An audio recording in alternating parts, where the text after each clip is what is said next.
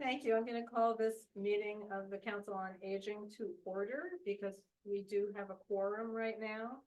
And everyone should have received the agenda in advance, and I'm going to first ask for approval of the agenda.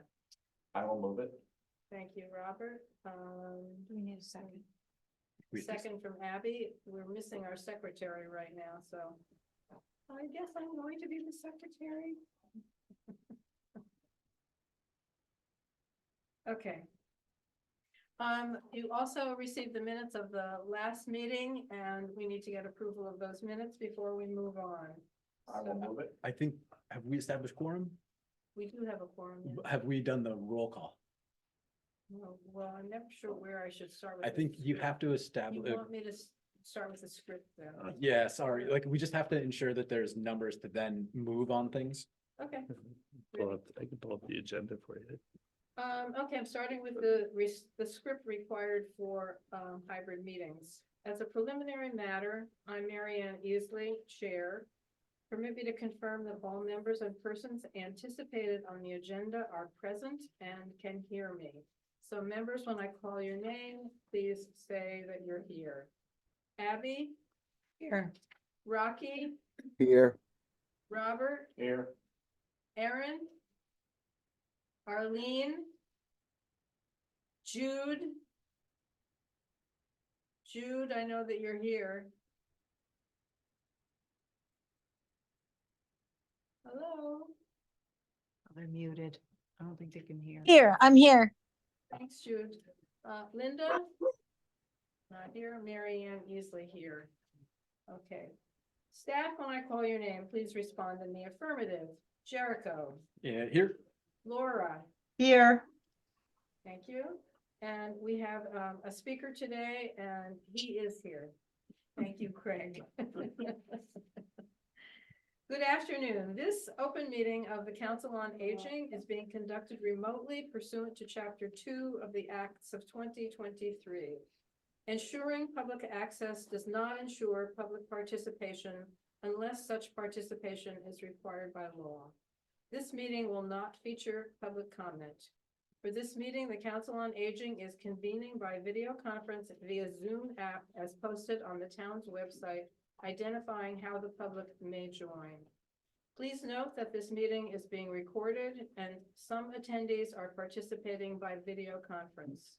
Accordingly, please be aware that other folks may be able to see you and to take care not to screen share your computer.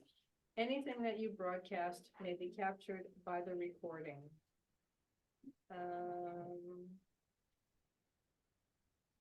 Please remember to speak clearly and in a way that helps generate accurate minutes, even though our secretary is not here right now. And please remember to mute your phone or computer when you are not speaking. Okay, that's dealt with. Back to the approval of the minutes of our last meeting. We need somebody to approve those. I'll move it. And a second. A second.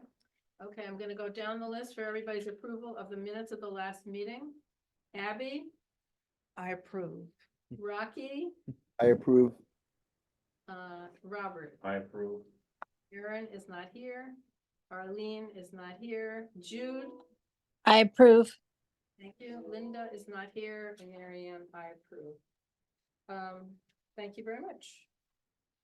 So, on to the official business of this meeting. We're very fortunate today to have as a guest speaker, Craig Piper, who is the design architect in charge of the Island Home project. It's a major project going on for the town right now and of great interest to this committee. So I'd just like to introduce Craig, and I think we have a lot to learn about what's going on with the Island Home project. Sure. Great. Well, thanks for having me again. I'm architect with SMRT. SMRT is an architecture and engineering firm, and we're based out of Andover. As a reference, it's Linda. For the cat dragon. Linda. Couldn't get in the parking lot. Excuse me, this is Linda Williams, another member of our committee. Craig Hi, is just Linda. about to start his presentation. A little more follow up to the last time we presented to the neighbors. Oh. out there. Yes, And you can voice. yes. Yeah. So, Rick, anything you want me to talk about what Libby usually says, or do you want to jump in? I've already heard it. Yeah, oh, it gets better. Yeah, I'm really. You can't get better. I spoke to the guy directly across the street from me. Oh, no. You should probably have a private conversation. Okay. Okay, so just from the so our Island Home project, so the organization is SMRT as the architect engineers. We have Vertex, who John Lemieux is on the line, is hired as the representative of the owner's project manager. And then obviously we have representatives on the group from the Our Island Home from an administrative side and some staff. There's a committee structure that Libby has set up.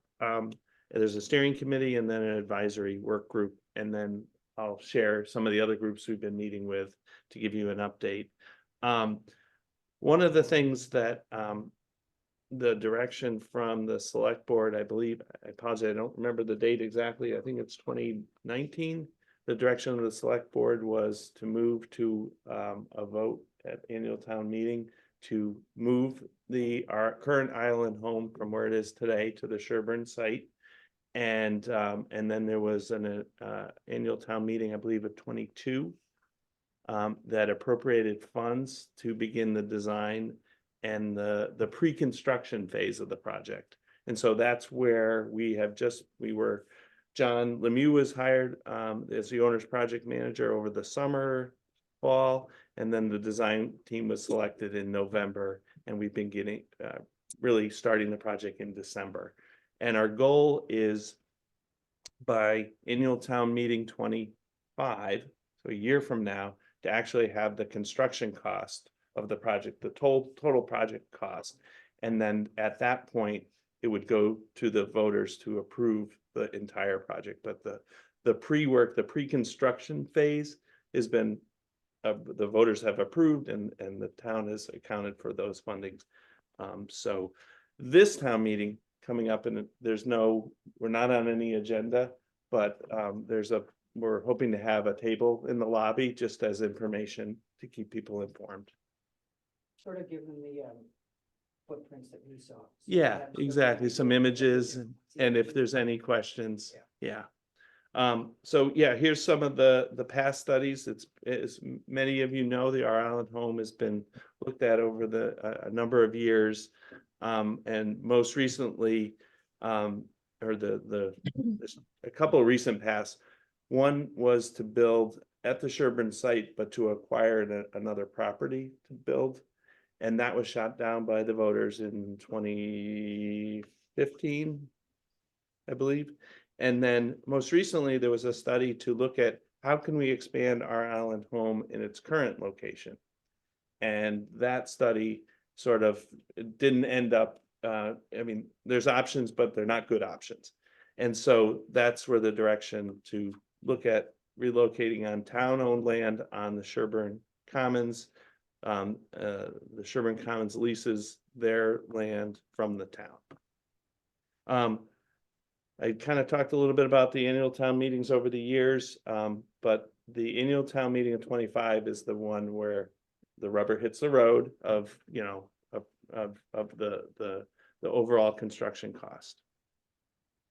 And when we start projects, we talk a little bit about what are the goals of the project, and there's lots of goals for different people. And what we tried to do is capture all the work that's been done on past studies. There's the themes across the top have risen to sort of these are almost motherhood and apple pie, all the good things about a project, but we want to stick to those themes because they really guide decisions. Like, why are we making decisions? So again, focus on the care for the residents and the families, make sure that the facility is operationally sound, it's functional, standardized system, not increase operational cost, make sure the facility is safe, both for the residents and the families, make sure it's future ready. You know, we this is a big project and we want to make sure we planned all the flexibility that you would want in the facility. And then obviously sustainably designed with materials that don't impact the environment. But ultimately, the care for the caregivers as well. So we have the residents on one end and the caregivers on the other. Their work is tremendous, what they do, and we want to provide a space that they can do the best work they can. So below those bullets are sort of examples of things that we're targeting to make sure that we don't lose sight of. So they're sort of examples of how we use guiding principles. And then when we have to come to a decision, we can use these as our lens to make decisions. We've been meeting with folks pretty regularly with Friends of Our Island Home. We're meeting with the Council on Aging. We've met a number of times with the Sherburne Commons stakeholders, board, abutters, and coming up, hopefully some significant neighborhood meetings, not just the abutters, the neighborhood, which maybe we could steal your ear a little on that. We've also, Nantucket Cottage Hospital, it doesn't have a direct connection between our project because the work they do is separate, but there are elements that they can complement each other better and understanding the roles. And Amy Lee's been great. She's been part of our advisory group.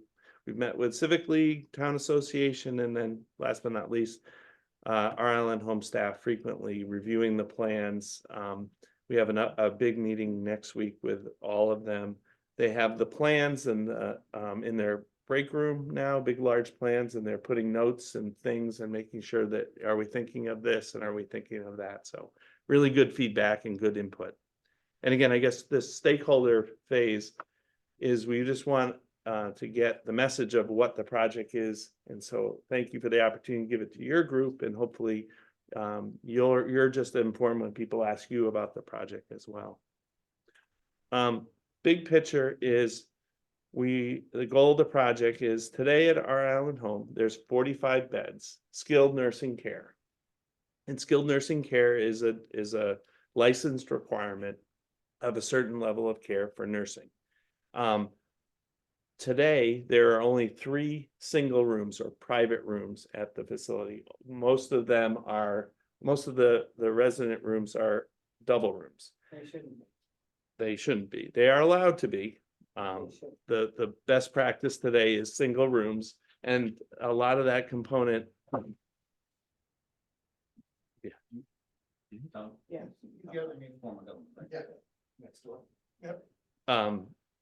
So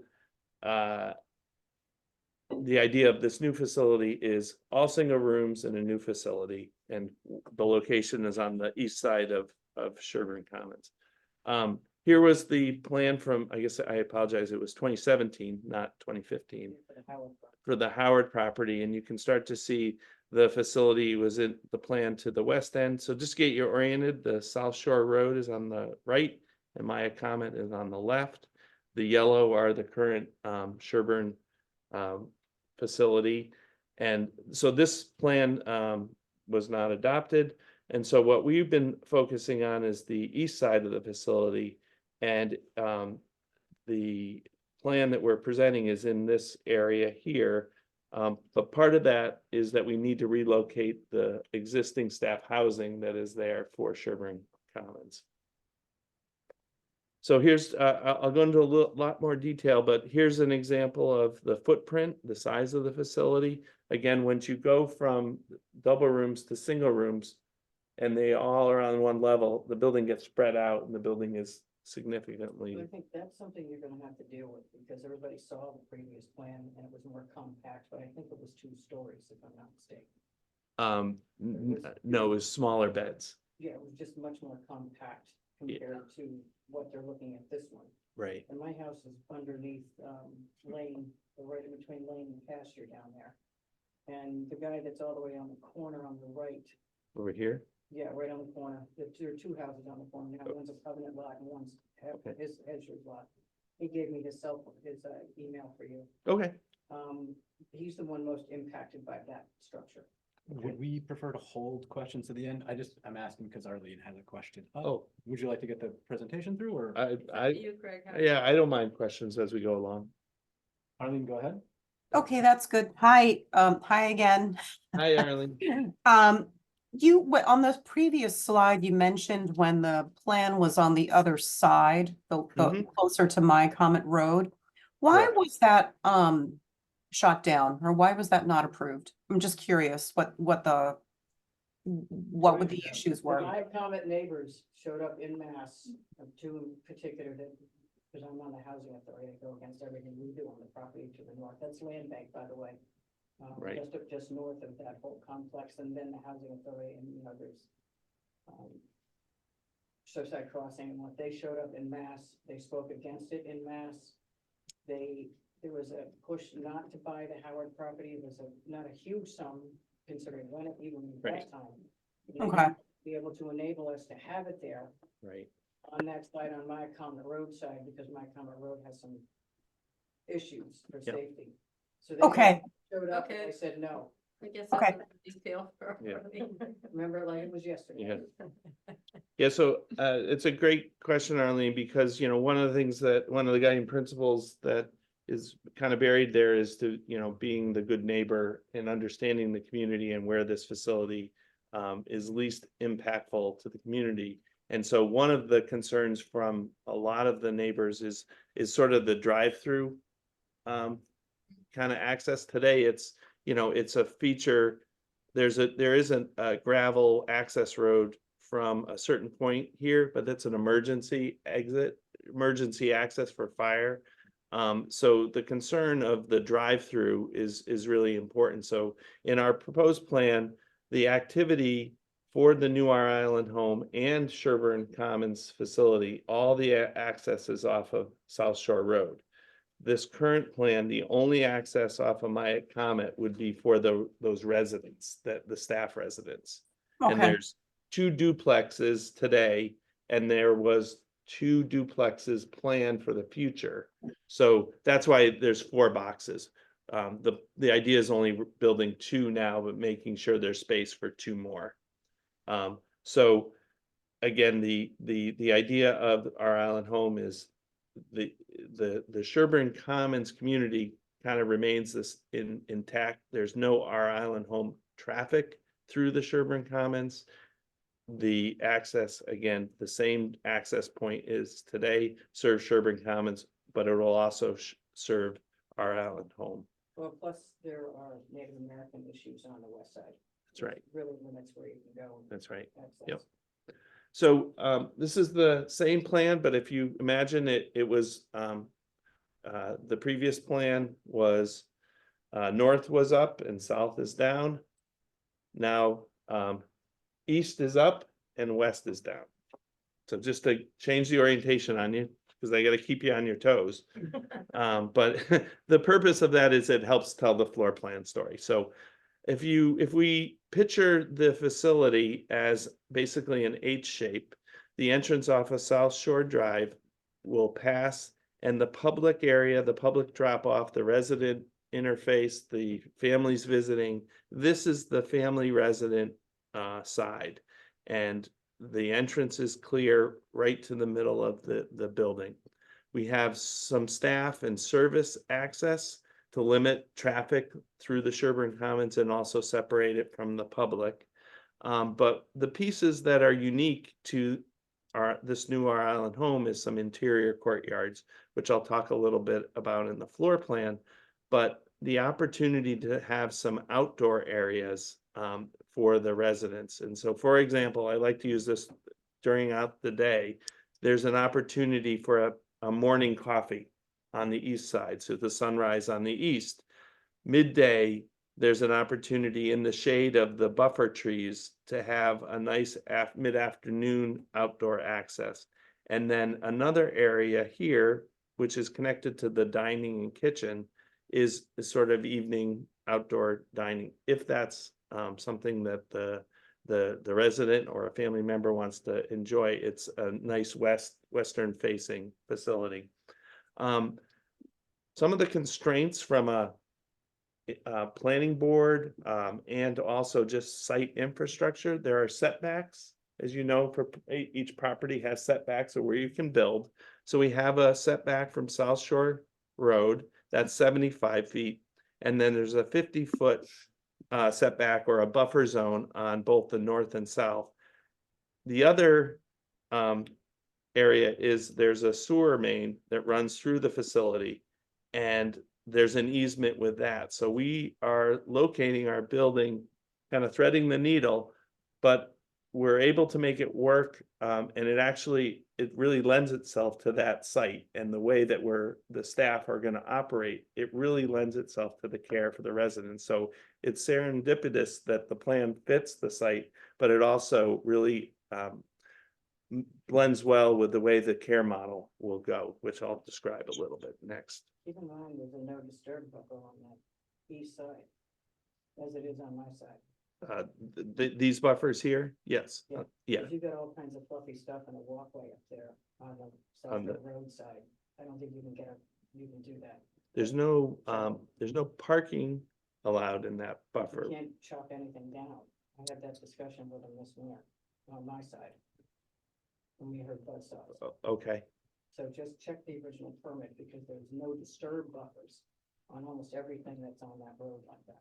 yeah, I think that, I'll double check, Linda, but I believe we'll check, but I believe I thought it was only the north and south buffers. The There's one south, off the South Shore Road too, so just check that. Yeah. will do.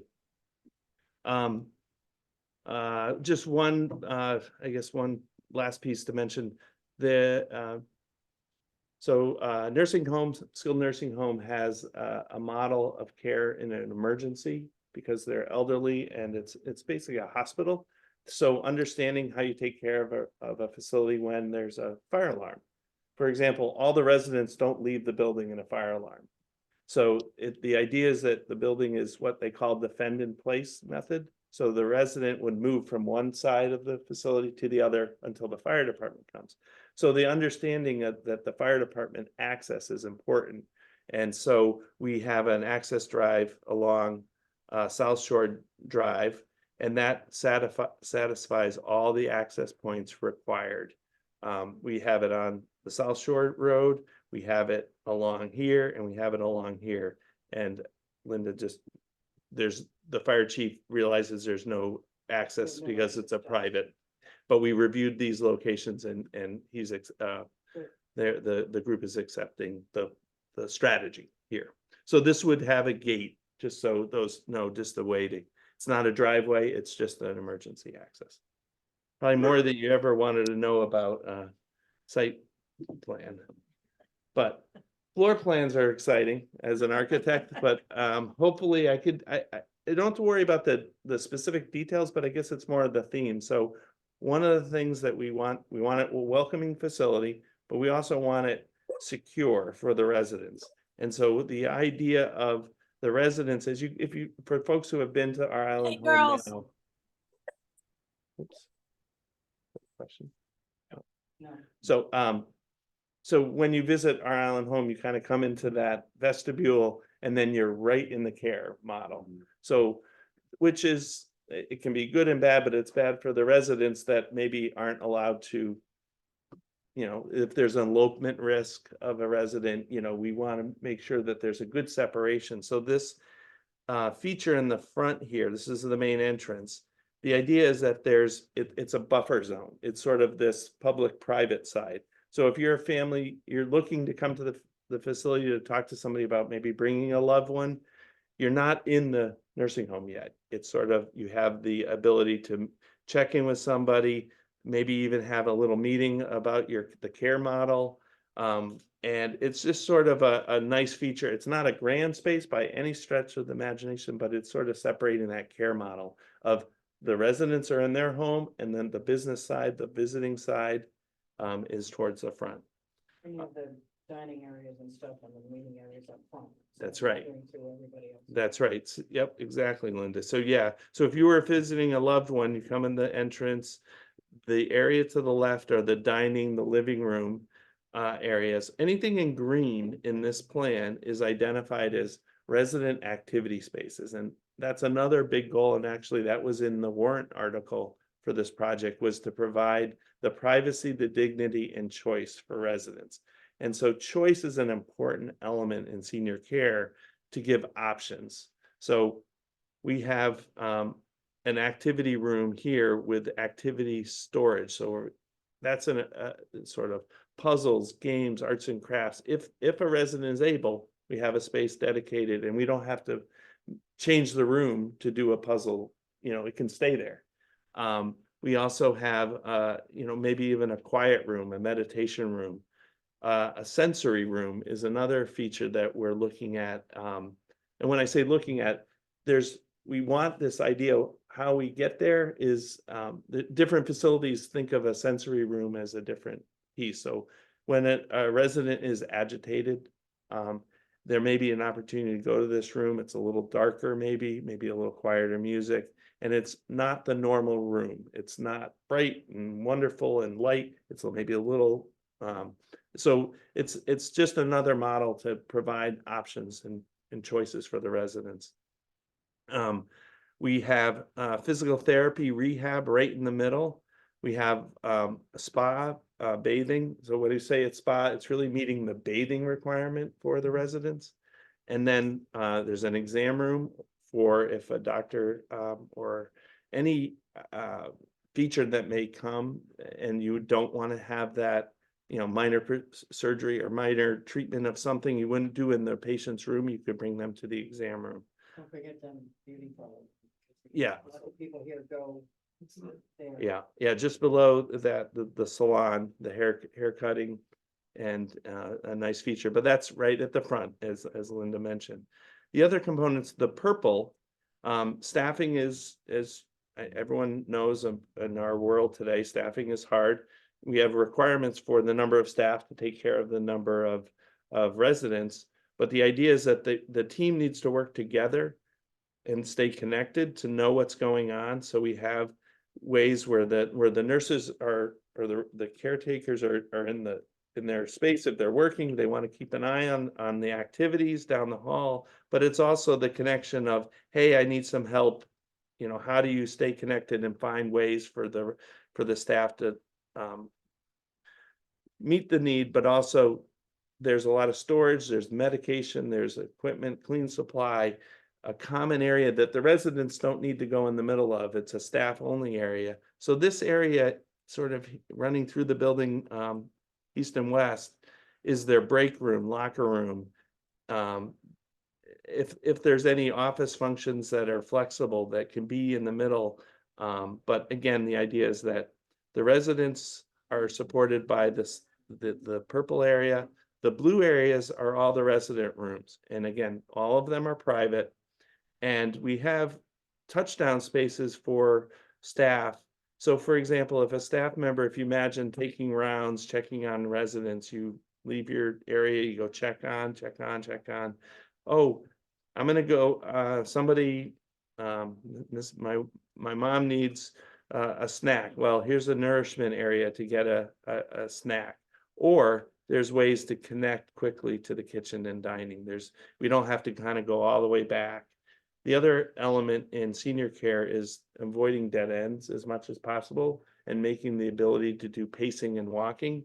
So we do have some areas where the corridor ends, but they're very minimal. And the idea is that it's sort of like, oh, here's one end of the hall, and then, oh, I can keep walking and go through the facility. I can go right by the front desk and not leave and be separate, but I'm still within and walk through the living room, dining room, and then circle back. So again, a lot of choices for the resident. The other sort of idea of the living room is that there's quiet activities that happen in the living room, more like a library den. And then there's the active, a TV or movie or game or music or dancing. So we want to have the flexibility and then the ability to maybe separate areas. But the other idea is when you have a big event, Thanksgiving, visitors, you could, Valentine's Day, can you have a big event, have the dining open up to the living room and have a lot of functions? So anyway, as I said, all 45 beds are the same, but we do have a couple feature rooms. We have a hospice suite, which this is in the upper left-hand corner, which has an adjoining area for the families that can be with their loved one, or if they want to have their loved one take a break and just be a family, they have their own bathroom, so it's a hospice suite for those residents. We have person of size rooms, so folks that are a little larger, the ability for the room to have enough room to care for the patient, but it's a requirement, but it's also a nicer space and accessible. You're gonna have lifts in some of these rooms? Yes, great question. So each of the resident rooms, as I said, are single rooms. The idea, most falls happen from the resident when they move from the bed to the bathroom. And so if one path that we want to do is make it sure the path is clear. And so understanding if there's a handrail or anything we can have a resident grab onto that leads them directly to the bathroom if they're able to go on their own. So we have the orientation of the access to the bathroom is right near the bed. The other element is for those who need assistance and the staff need to assist. Each of the rooms will have a built-in structure to assist the lifting of the resident and then transfer to the bathing. Or if a resident has fallen, the ability to help get them up without hurting the staff. Those things are operating on tracks. Right. Yeah, and we'll also have something in the rehab that is more of a zero gravity machine. So if someone can kind of walk, but they're suspended and held. So those are some of the features that we're looking at. And the bathing area needs a. Yes, yep. I think that's about it on the, the kitchen supplies, I mentioned, there is materials have to come in, materials have to go out. So this lower left-hand corner is more of the service side. So it's a great way to feed the kitchen. But we also, in this area of the plan is a basement. So there's an elevator to bring equipment downstairs and I can go to that plan. There's some mechanical equipment. We have the laundry, we have maintenance, and then we're also building in some shelf space just for supplies. Yeah. So we can have dry storage for, emergency functions. Okay. Yeah. Question, what is the pink area? And downstairs, No, there's one downstairs, but that pink in the bottom left-hand corner? that's the kitchen area. Oh, okay. So, and it's Right, good. adjacent to the dining. Yeah, question for the, and again, the kitchen, for the residents that are able to go to the dining, that's a great relation, but we know there is a lot of, dietary that happens in the resident room. So the kitchen serves all the rooms. And then, as I said, there's a little nourishment area in each of the pods for, I see that little. yeah, they're just, it's a requirement to have resident nourishment.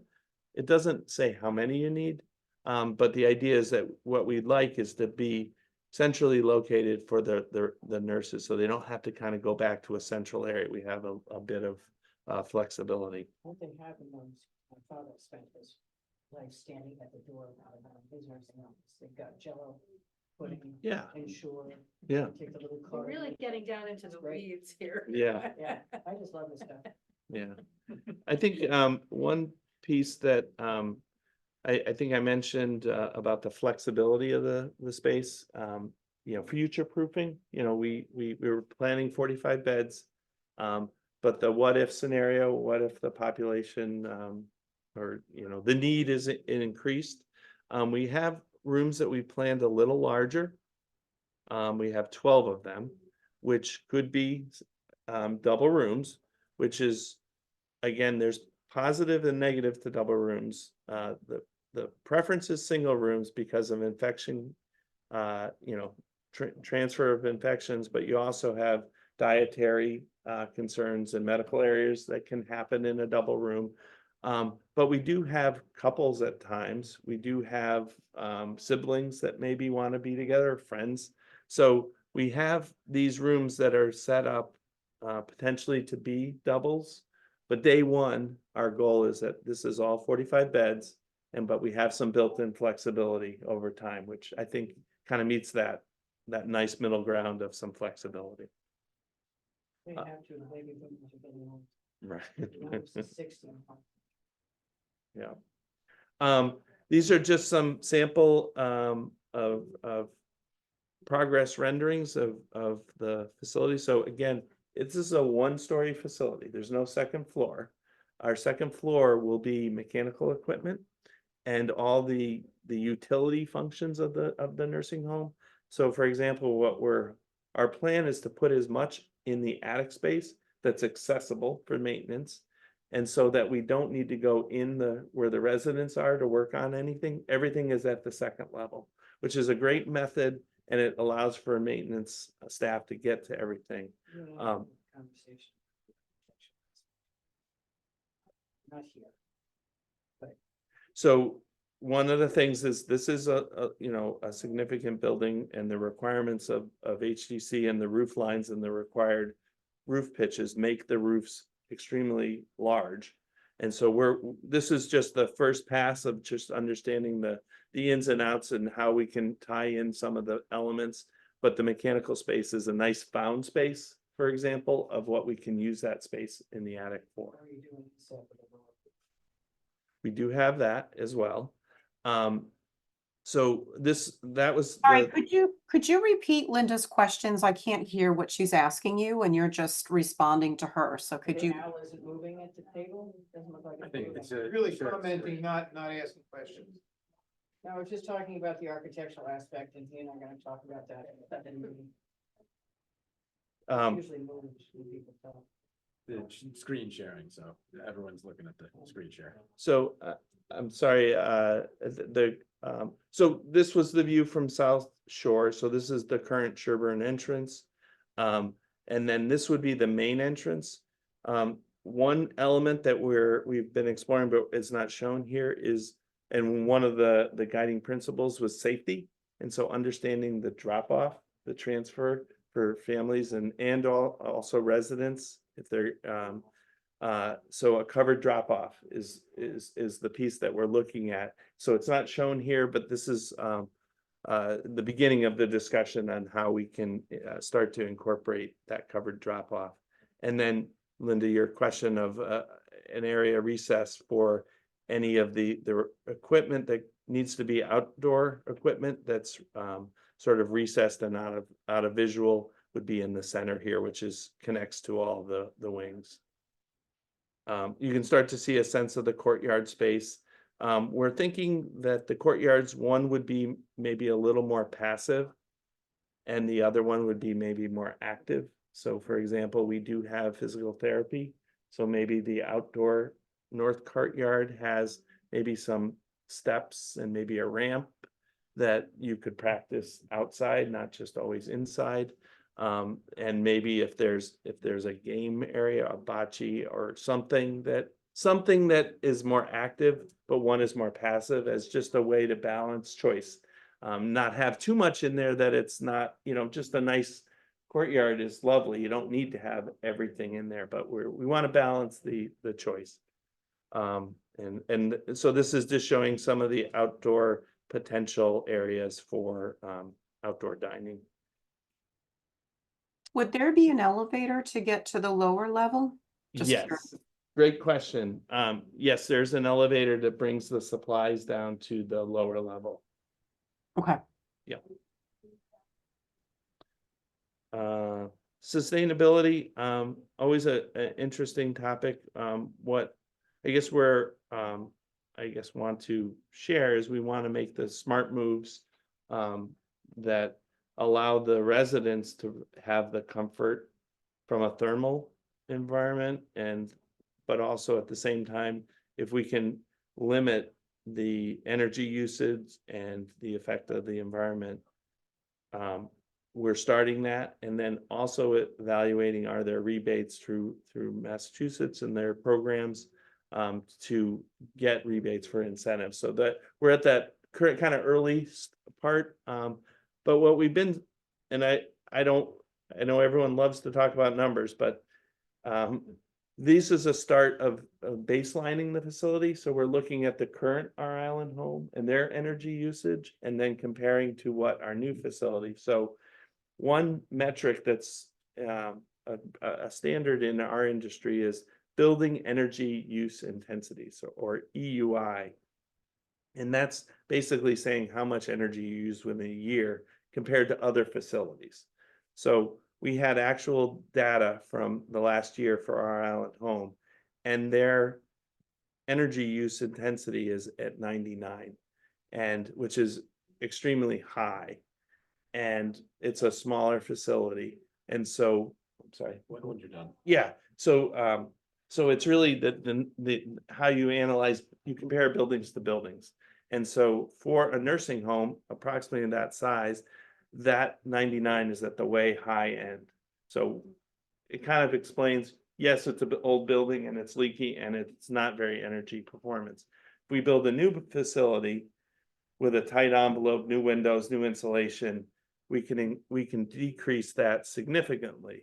And so our target right now is if we just meet the energy code, today's energy code, the building would go from 99 to 57. So almost in half, just by meeting energy code.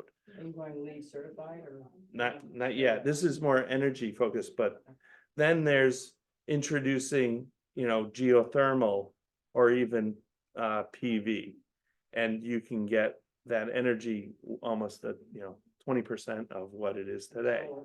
Exactly. So we haven't decided on any of these initiatives. This is just what can happen.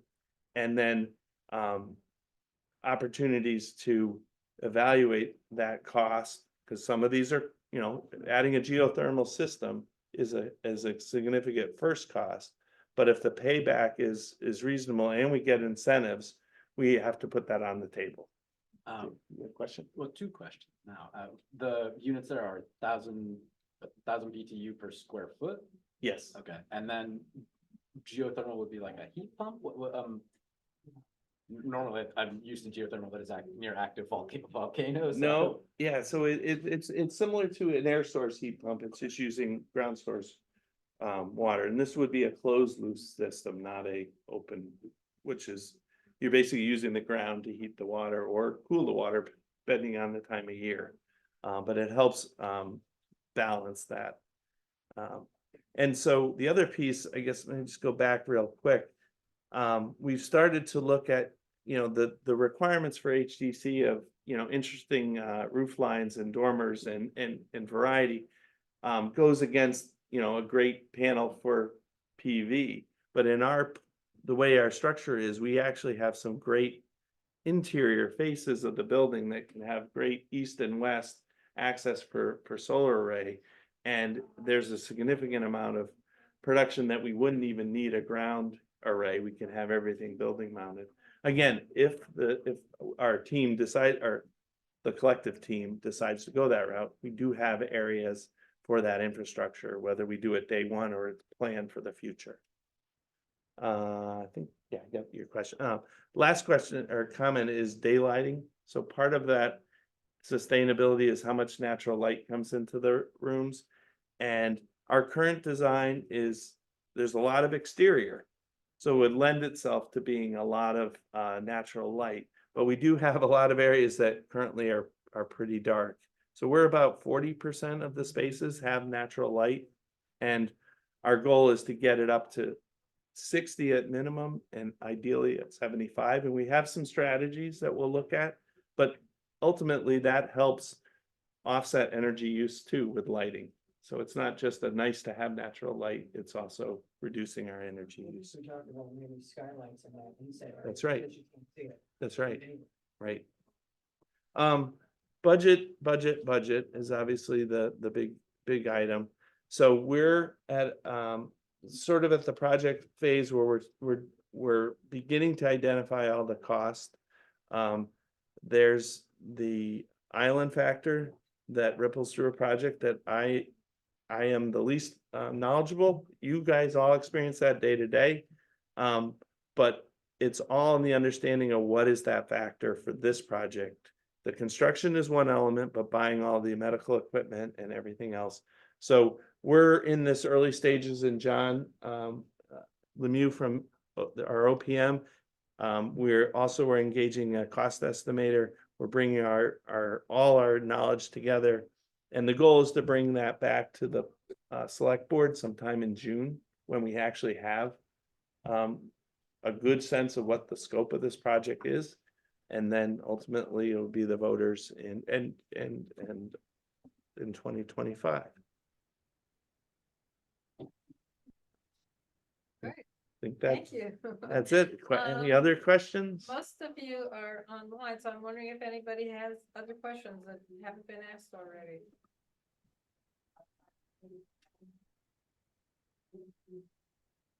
Oh, anybody here in the room have questions?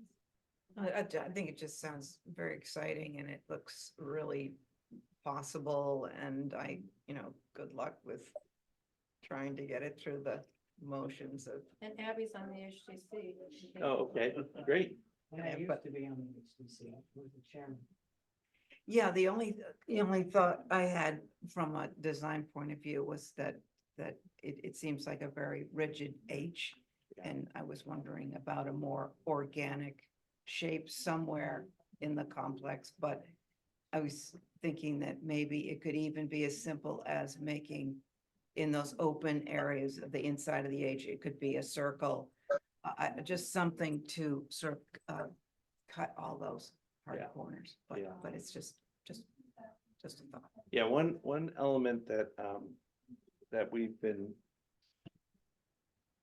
starting the discussion of staying within the setbacks. Yeah. And, if we expand any of the setbacks, say towards South Shore, if we need to make the, more undulation or Mhm. provide a little wiggle room, that would require a special permit. But if that's something we need to address, our goal has been, can we fit the program and the operations within that area? Knowing that we do have some flexibility if we need to go for a special permit to provide some additional details and architecture features that maybe benefit the aesthetics but if it also benefits the residents, it's a double The other win. thought I had about the inside of the H would be to make a solarium, Mhm. but I don't, you were talking about cost and I imagine that would be, but it would be very nice for people to be able to go out from those Yeah. bottom rooms Yeah, you even on that left-hand corner where you have dining, I don't know if it attaches to the outside yeah, H, but it would be a sort of a nice, windows on the west. west side, And then, going towards the east might be nice to have that whole yeah, going into whatever that garden. yeah, yeah, The place my mother was at in Memphis, all of those, it was sort of set up similar to this, it was a shorter H on one end. But each one of the rooms actually had a door that went to the common green area. Yeah. They can't get out of it, but it actually, all of them had direct access. yeah, So it wasn't just a window looking at the green Sure. space and I gotta go all the way down the hall to get out there. right, Each one of them with family members and stuff were able to actually access those pretty little green spaces in the Yeah. middle. So you might wanna sort of talk about, look at that as part of it. yeah, it's an interesting concept that, it's almost like the motel version of, But it was just a door, yeah. it had windows. Yeah, It was just a door. I mean, the piece, as you said, the wander ability and elopement is maybe not the concern, but if they don't want a resident to go out in the rain, Hmm. the wander, residents either have a something around their neck or Mhm. that Yeah. if they get close to a door, the door will lock and also alarm. So There's again, a master lock on the doors or whatever it's raining, but it's always nice for right. to put them and to walk out there with them. Yeah. So it just sort of integrates the family into an outdoor Yeah. space better than having to go all the way down. Yeah, we hadn't talked about that, Linda, but we certainly can raise it to the group. I think one specific is that we've talked about making any of the choices being an event. Like, I'm going to dinner. It's not like I'm going to dinner at my home. I'm gonna go down, we're gonna go to dinner. And then, we're gonna go to the port, we're gonna go outside, we're gonna go by here, try to find those choices and flexibility so it's an event is one of the big drivers that we've been seeing in a lot of our designs, but also a lot of caregivers are, it just helps the day and the processing, dinner, it's dinner time and we're gonna go to the cafe. What do you think they're having? Not, I'm gonna be in my room all the time. Could you bring up a picture that shows the comparison? On the site, like, how does it compare to the facility that's there called Sherburne Common? This one, This is what I'm afraid. I just wanted to see what so I know what that one's like. I just wanted to see. yeah, how much We're bigger happy this with would the be. pull it up. buildings on our street. The closest one to it on South Pasture Lane, which is like on the south side. And we have two gable ends facing us, so we don't have a long wall on our side. Yeah. So, no, I just wanted to see, so it's pretty similar, isn't it? Well, It's this not- is- That's the other one. yeah, so this is Sherburne Commons, this is 2 stories Mhm, and we are 1 story, but Right. it's wider Yeah. wings. yeah, it's a bigger Maybe that facility. first render from South Shore might also give a good. Craig, good if scale. people have other questions or comments, can they use your email? Yeah, Let's send- absolutely. I don't, but I don't know if, do we have other ways that you would want the information going? I mean, I don't want, I certainly can answer, but I want to make sure we go through the right channels. Send it to town manager. And Okay. that's probably easier for people to remember and we'll get it right from there. Could you just say that Yeah, sure. email Town address? manager at nantucket-ma.gov. Okay, thank you. Arlene, What'd you you say, can put the those, rendering? that in the I minutes. was thinking maybe that one. That, Arlene, this sort of gives you a scale. That's the South Shore view, so it would be right around where the turn in is for the access. So the front of the building, if you go past this building and take a left, that's the front. Yeah, and we know we're not supposed to have a stone wall, but That's not gonna do. it's just, again, I guess what I'm gonna say is that's not what we're gonna ever build. This was just the first, like, here, hey, One-off. here we go, here's the scale, here's our decision.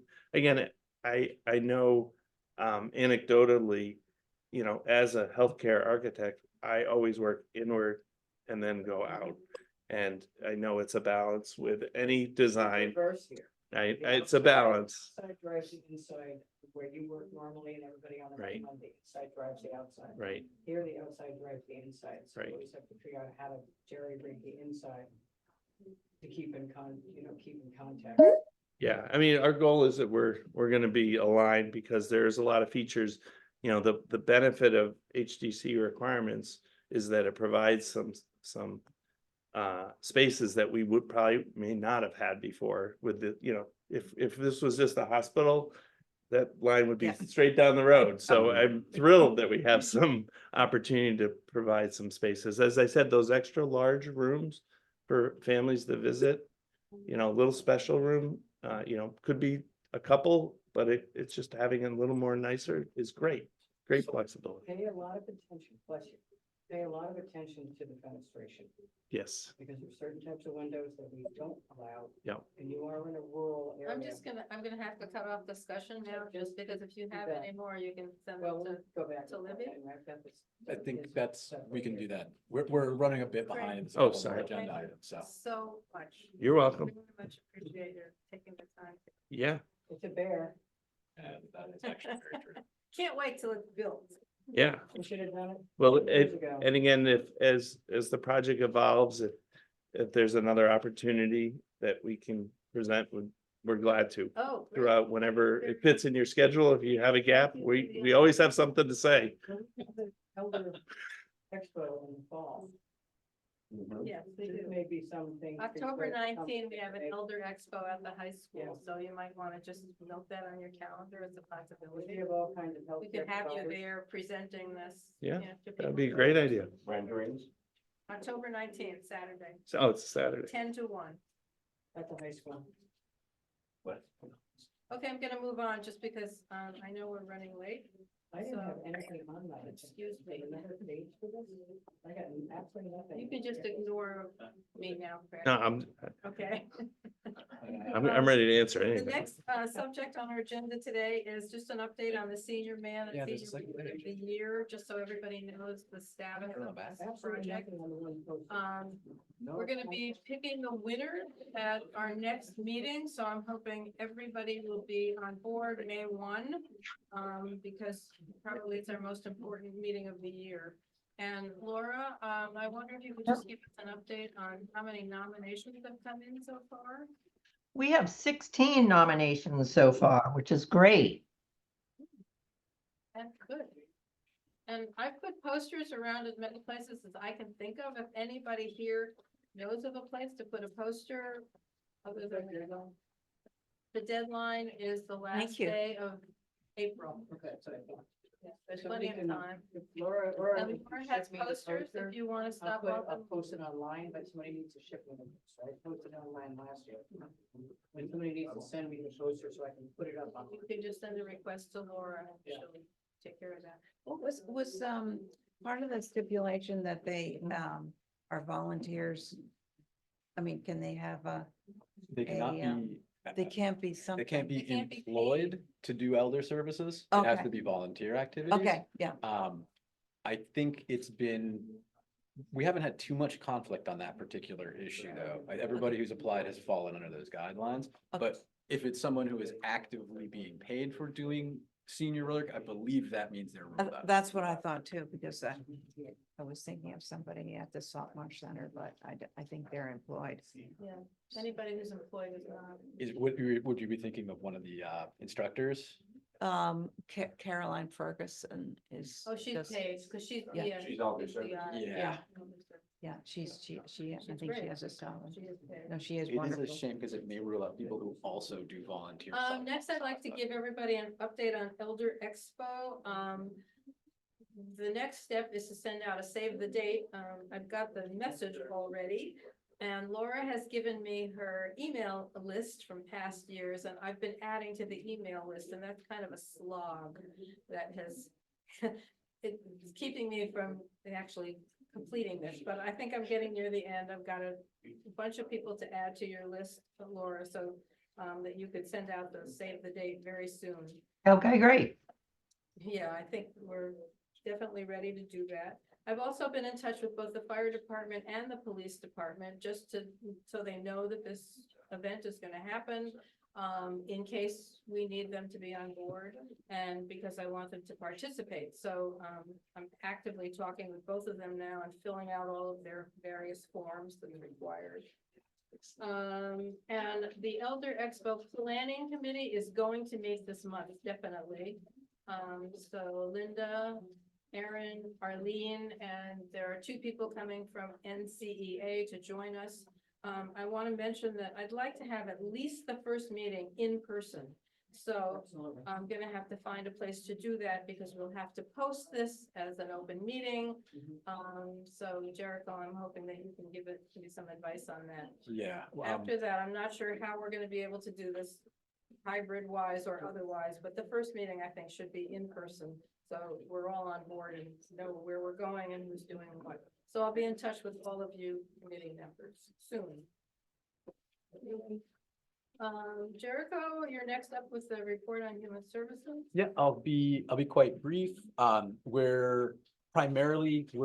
working on some human services based process review around the grant system for the island. I'm also participating in the strategic plan. I got the Healthy and Vibrant Community column, which actually has several human services programs under that apply to seniors. I'm looking to make some partnerships with senior focused nonprofits to do additional outreach and potentially do some additional communication using kind of, communications methods designed for like phones as opposed to social media and that sort of thing. I'm talking with NCEA about a couple of projects that we could be doing. I'll be meeting John tomorrow to discuss a couple of different. Let me double check with Laura, but I believe I'm meeting with John tomorrow to discuss a couple of different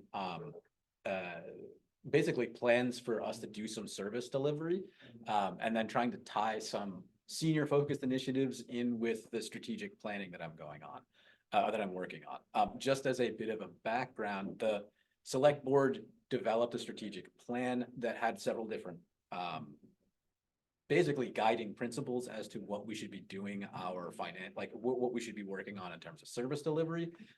That's coupled with some additional funding sources that allow us to maybe try new things out, to develop internal resources, to kind of build additional capacity locally in a couple of different things. I'm running through some internal human services reviews because we could be better at what we do. We can always be better at what we can do. And though basically we're going to try and get a good fresh start for our grant system and then transfer that into us getting more services out and on the road. So senior focus, youth focus, everything. One of the things I want to talk to John about is having NCEA participate in the strategic plan as a partner and vendor as well, so that we can be all kind of working on things in a more structured way than we have been of late. And then just sort of building on the successes of communicating with John and getting more programming into into the Salt Marsh. And he's mentioning John Copenhaver, who's the current Yes. president of NCEA, just so everybody knows. Did I just say John C? You just. I just said John, sorry. Yeah, no, So the John important, Copenhaver, president of NCEA. I think we are seeing increases in, or I think we're steady state on well, actually Laura can do the internal update, but that's basically what we've got going on now, or what I've got going on now, not including COVID and some staffing stuff around the departure of Roberto as the health department, head of the health department. Do they have a replacement for him? I'm not exactly sure where that is right now. John Hedden is the current interim, and I don't know where that's going as of yet.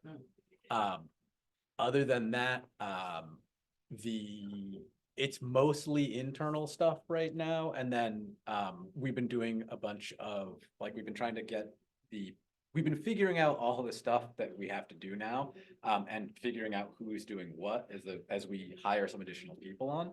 But you know, I think health and human services side, it's going to be some internal work, making our processes better, tightening up our communication with finance, a whole bunch of different things that will be trying to make us work better so we can serve better out.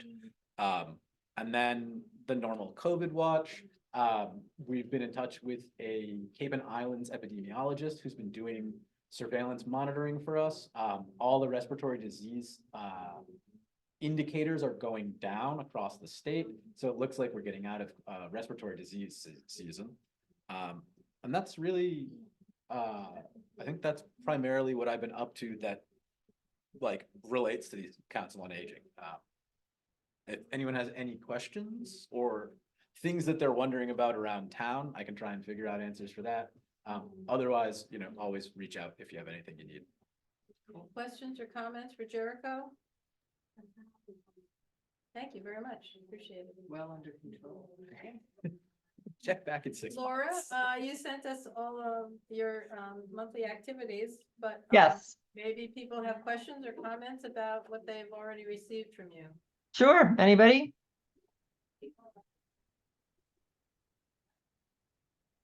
I'd like to just add something that NCEA has been going gangbusters, supplementing what programs you have during the day. Yes. By adding after hours programs.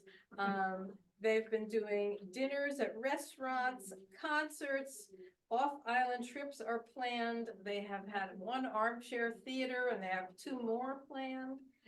Monday movies, hikes, pickleball. It's exhausting being a senior these days, to tell you the truth. How do you get on their mailing list? I don't get it.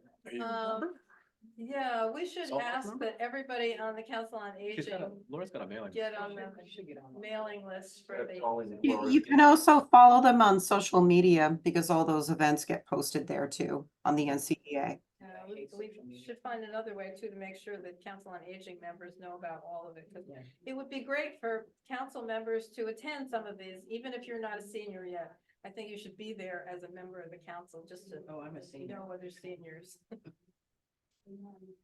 Thank you, Laura. Yep. Last thing I want to mention is our transportation grant, which has concluded. It was very, very popular.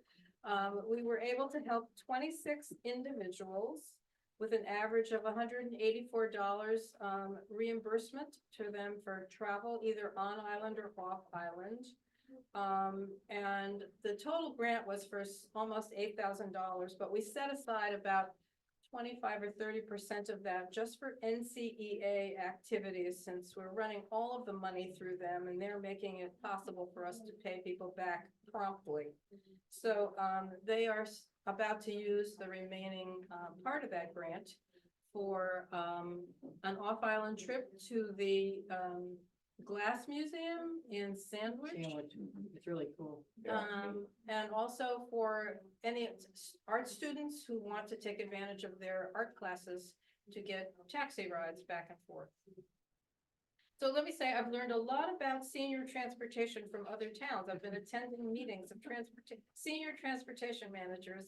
And we actually have this great video made by the Brookline Council on Aging, teaching seniors how to use Uber and Lyft.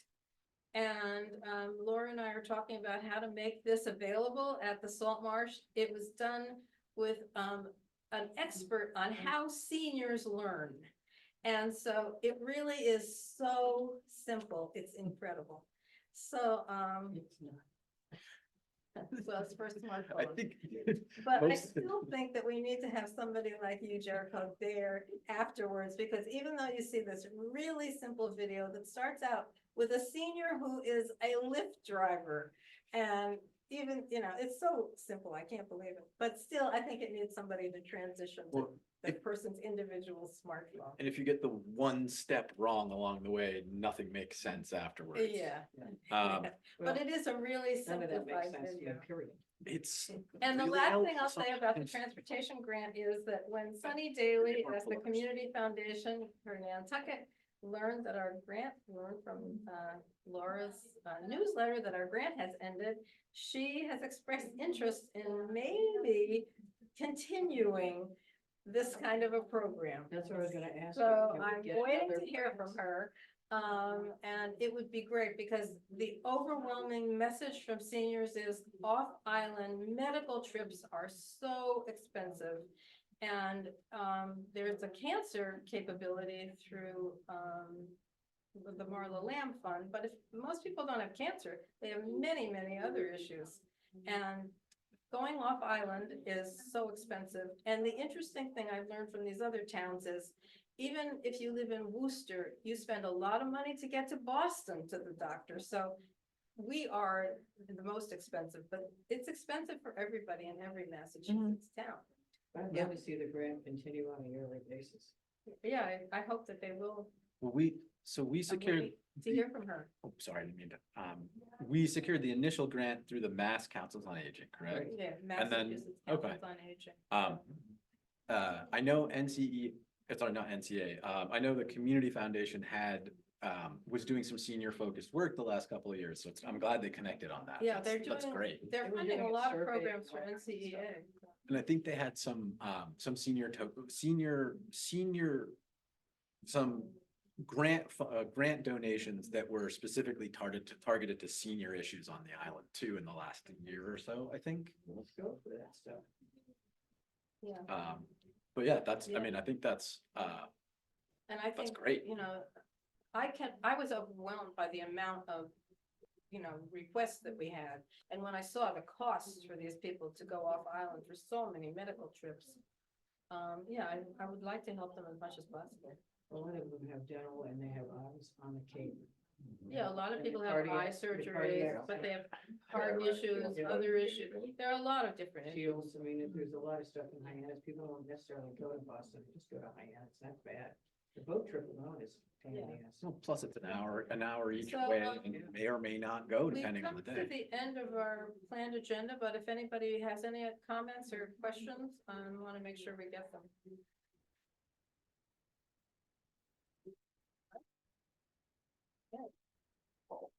Great, I'll take a motion I to, will make it. I'll second it. thank you, and I guess I have to go down the list. Sadly, yes. To end the meeting, Abby. Yes. Rocky, Yes. Robert, Yes. Aaron, Yes. Arlene, Yes. Jude, Yes. Linda. Yep. Mary Ann. Thank you, everybody. And don't forget, you gotta be here for the next meeting. We're gonna be choosing the man and woman of the year. Okay. We're gonna do last year we did, we had a good system last year, didn't we, for counting the votes and everything? Rank them. Yeah. We need them ahead of time. so. Yeah. Is there a list? All right, guys, I'm gonna end the meeting. Thank you all. We'll get 'em all. We'll get 'em.